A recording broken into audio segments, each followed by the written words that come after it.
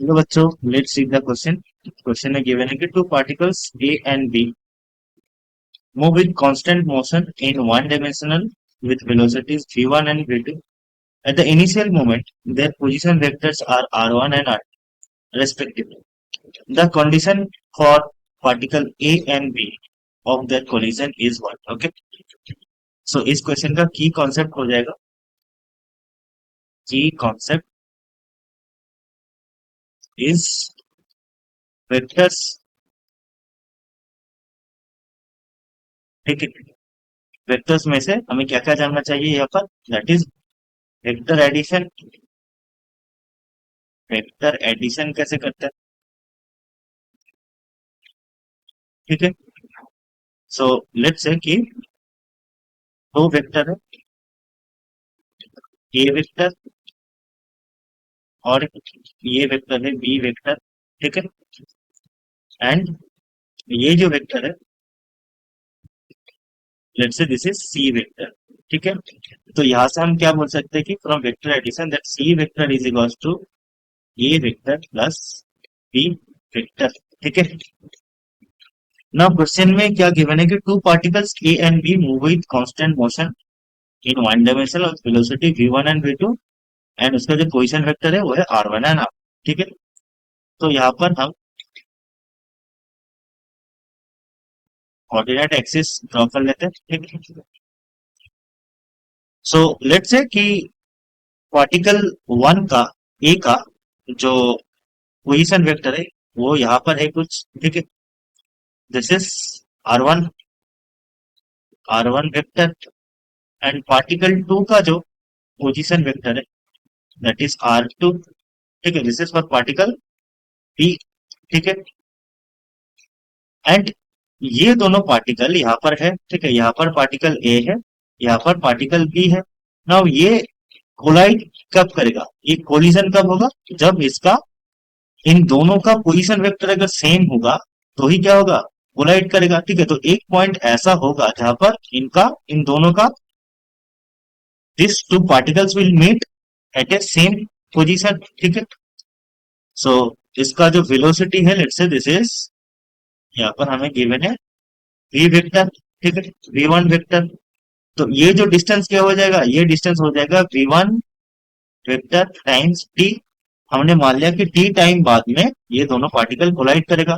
ठीक है, और ये क्या हो जाएगा कि v का वेलोसिटी वेक्टर हमें गिवन है v2, तो ये डिस्टेंस क्या हो जाएगा, v2t, v2t हो जाएगा। ठीक है, और यहाँ पर हम मान लेते हैं कि ये जो पोजीशन वेक्टर है दैट इज r। ठीक है, सो r पोजीशन वेक्टर में ये दोनों आके कोलाइड करेगा। नाउ वेक्टर एडिशन से हम क्या बोल सकते हैं कि r vector is equal to r1 vector plus v1 vector times t। ठीक है, सिमिलरली r1 वेक्टर क्या हो जाएगा, r वेक्टर क्या हो जाएगा, r2 vector plus v2 vector. ठीक है, t is the time taken for them to collide. तो यहाँ पर इन दोनों को हम इक्वेट कर लेंगे। ठीक है, क्योंकि r पोजीशन वेक्टर में ये दोनों मीट कर रहा है।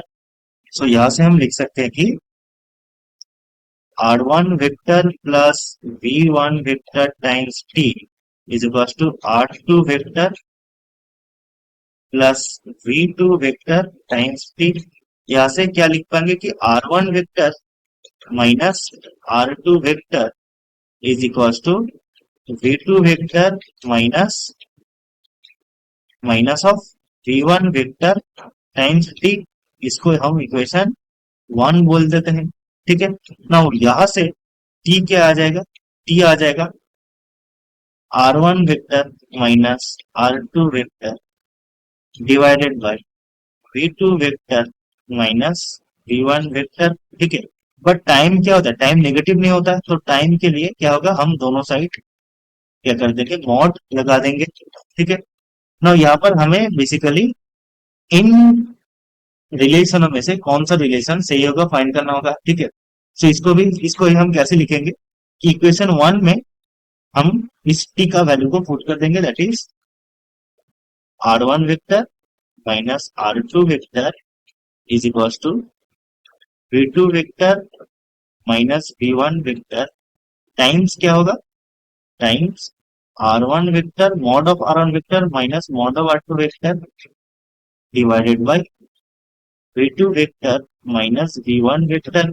ठीक है, तो यहां से क्या आ जाएगा, R1 vector minus R2 vector by mod of R1 vector minus R2 vector should be equals to V2 vector minus V1 vector divided bye mod of V2 vector minus V1 vector. ठीक है, this is the correct relation. ठीक है, this is the relation. तो अगर option को check करें तो option number B हमारा रिलेशन के साथ मैच कर रहा है, that is R1 minus R2 vector by mod of R1 minus R2 is equal to V2 minus V1 by mod of V2 minus V1। ठीक है, तो ये ऑप्शन हमारा सही ऑप्शन हो जाएगा। Hope you understand it, best of luck.